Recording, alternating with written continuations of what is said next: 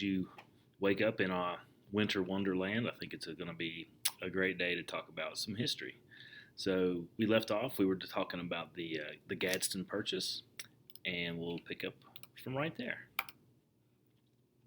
So with the Gadsden Purchase, the purpose of this was to have a southern route for the Transcontinental Railroad to go from the coast of California across the desert, as the mountains were a little less high through here. But we did not own this piece of land, and so in 1853, President Franklin Pierce sends an ambassador to meet with Santa Anna, Mexico, and purchases the Gadsden Purchase for $10 million. Now, what this does is enables the South to claim a coveted railroad route with even greater likelihood, because it's much easier. It's much more organized territory. It's going to be easier to build. The mountains were less high than a northern route would be. It's not going to pass through as much unorganized territory. Texas was already a state. New Mexico, with the Gadsden Purchase added, was a formally organized territory with federal troops available to provide protection for the workers against marauding Native Americans. So any northern central railroad would have to be thrust through, the Kansas, like this Kansas area, Nebraska. So much more work had to be done. But as you might imagine, the North would not be undone, and so at this point we enter the Little Giant. Okay, Senator Stephen A. Douglas of Illinois. He wanted to provide a counter argument to offset the Gadsden argument for southern expansion westward.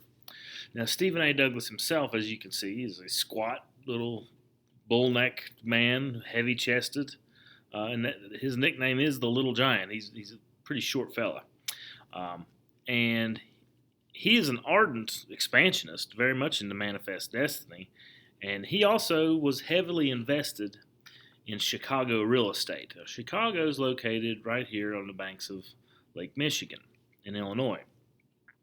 And he was heavily invested in real estate there, and he was eager to have the Windy City, Chicago, become the eastern terminus for a proposed Pacific Railroad. So he wanted it to go through this kind of territory, this way. Okay? So, obviously, because if he buys up a lot of land in this area, you put a railroad through it, it's going to be very, very valuable. It's just like if you have a piece of land, they put an interstate next to it today, that land's going to become more valuable because it's more desirable and more people are going to have access to it. So Douglas threw himself behind a scheme and this is a scheme. It's done through the legislature, but it's a scheme nonetheless. And this scheme is going to propose that Nebraska would be sliced into two territories, because at the time all of this was Nebraska. He's going to slice it into the Kansas territory and slice it into the Nebraska territory. And when you do this, it causes a myriad of problems. First off, the status regarding slavery. Now there's two territories where there's potential for slavery to expand. Well, his answer for this is going to be the slavery panacea, popular sovereignty. Let the people of that territory make that determination for themselves. The democratic concept. So Kansas, which lay west of slaveholding Missouri, would presumably become a slave state. But Nebraska, lying west of free soil of Iowa, would presumably become a free state. So that's how he thinks he can get away with this. So Douglas's Kansas-Nebraska scheme is contradictory because it flatly contradicts the Missouri Compromise of 1820, which this line right here, which is the 36 degrees, 30 minutes line, this line of latitude, everything north of this was to remain free. Well, Kansas is north of that line. And so by the Missouri Compromise, it would have to be free. So what he proposes in his Kansas-Nebraska Act is to repeal the Missouri Compromise of 1820. It's a pretty bold step, mainly because, we've had I'm going to call it a meager, somewhat kind of peace for 30 years since the Missouri Compromise was created, and now he's just going to kind of throw it away. The uneasy truce is liable to break. So here's a chance for the South to claim hold of one more state, and the very pliable President Pierce, the man from the North who's Southern sympathizer, who was under the thumb of Southern advisors, threw his full weight behind the Kansas-Nebraska bill. But the Missouri Compromise, at that point, was 34 years old and could not just be thrown away. You just can't throw laws away. So whatever Congress passes, it can repeal, but this time the North had come to regard this pact as almost sacred as the Constitution itself. So Free Soil members of Congress struck back with a vengeance. They met with Stephen A. Douglas, who, and they had some very heated arguments. Almost blood was shed, like almost coming to fight, where some members concealed revolvers or Bowie knives or both, and they literally almost came to blows. But Douglas's motives in prodding anew the ugly head of slavery has long puzzled historians. His personal interests have already been mentioned. He wants to make money off of a transcontinental route with the land that he owns, but he's probably really angling for the presidency in 1856. He wants to run for president of the United States. So, in order for his Kansas-Nebraska Act to really happen, he has to repeal the Missouri Compromise of 1820, which is part of the Kansas-Nebraska Act. All right. So this is what the Kansas-Nebraska Act is formally: repeals the Missouri Compromise, creates the territories of Nebraska and creates the territories of Kansas, and allows them to be open to slavery through the process of popular sovereignty, allowing the territory in these areas to make the decisions for themselves.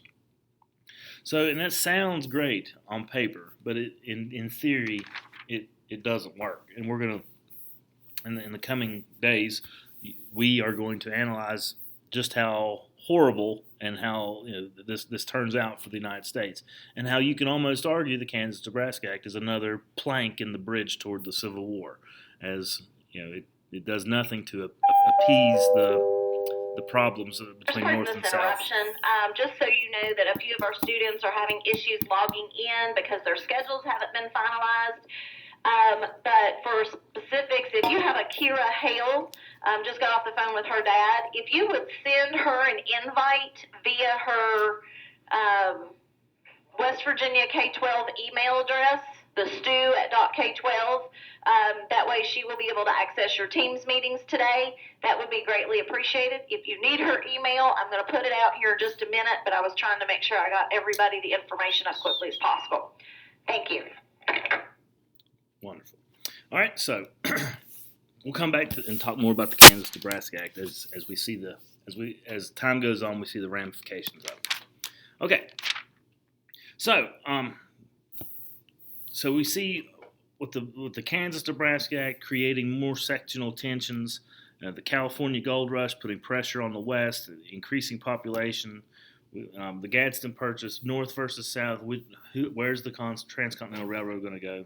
And then sectional tensions were further strained in 1852 by this author right here, and her name is Harriet Beecher Stowe. Harriet Beecher Stowe, as she published a heart-wrenching novel called Uncle Tom's Cabin, a wildly popular book that relied on very powerful imagery. The sources of her sentiment for this book lay in her evangelical religious crusades that were brought forth to America in the Second Great Awakening. And the success of this novel was wild. I mean, at home and across the world, it's an international bestseller. Several 100,000 copies were published in the first year, and then soon the totals ran in the millions as the tale was translated into multiple languages. It was put on the stage into shows. So no other novel in American history, perhaps in all history, can be compared with as such a political force, because to millions of people it made slavery appear almost as evil as it really was due to the graphic imagery. And um, eventually, after 10 years after she wrote the book, she met with President Lincoln in the White House.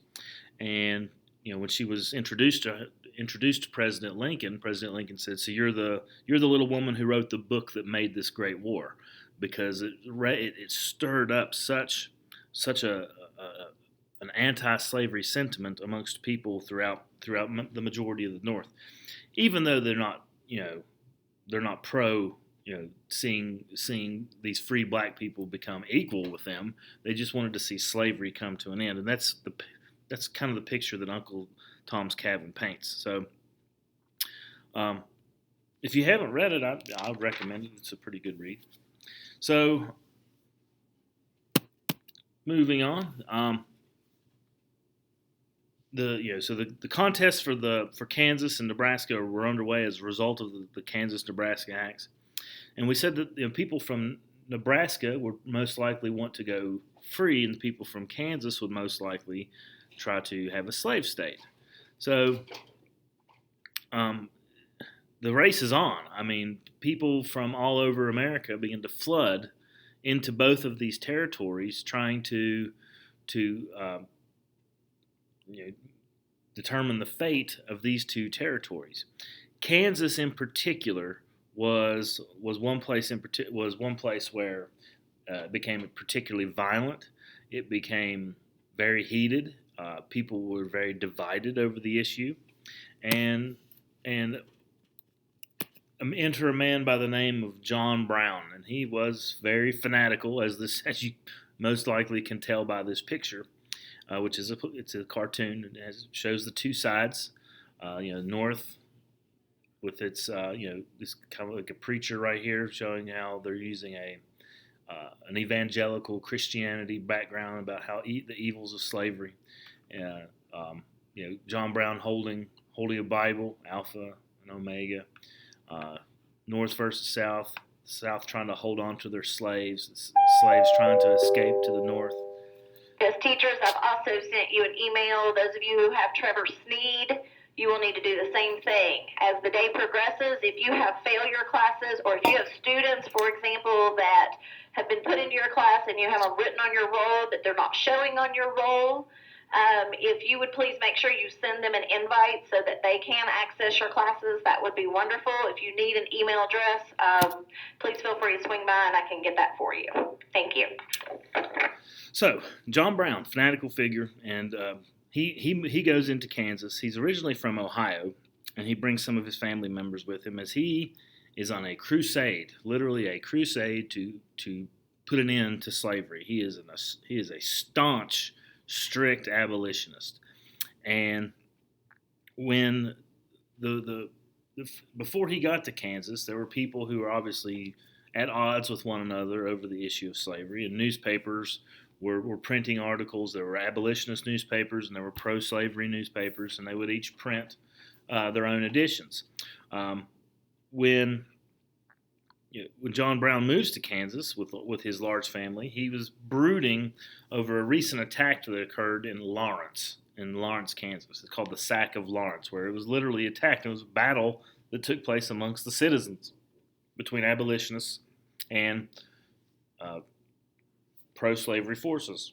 So John Brown, what had happened was that some of the pro-slavery supporters broke into an abolitionist newspaper and burned it down, set it on fire, and some people were hurt and injured. So John Brown hears of this, goes immediately to Kansas, and then where he tries to track down, like a vigilante, the people responsible for burning down the newspaper office. Well, he goes and he finds what he thinks are the people responsible for that at a place called Pottawatomie Creek, where he then sat with his family with broadswords and hacked the people there to pieces with swords. So it's a pretty fiendish, he's a butcher. But he was, really upset that the free soil over the free soil cause, and he brought vicious retaliation to those pro-slavery people. thus begins really a civil war in Kansas, within that territory in 1856, which continued intermittently until it merged really with the Civil War. So again, you're seeing violence breaking out. Um, although the Kansas conflict destroyed millions of dollars worth of property and cost scores of lives, it's really another precursor, another plank in the bridge toward the Civil War. And this is not the last time we'll hear of John Brown. He actually spends some time in the Mountain State. It wasn't the Mountain State then, but he comes back. So I think that's a good place to stop. I'm sure I'm going to get interrupted by about 5,000 more announcements. So if you have questions, don't hesitate to give me a shout. Look into the Kansas-Nebraska Act. I'll review it a little bit more as I kept getting interrupted when we return. And tomorrow, work on your outlines. They are due February the 8th, so make sure you work on that. And I'm here for you if you need me. So hope everybody has a great day. Make a snowman or something.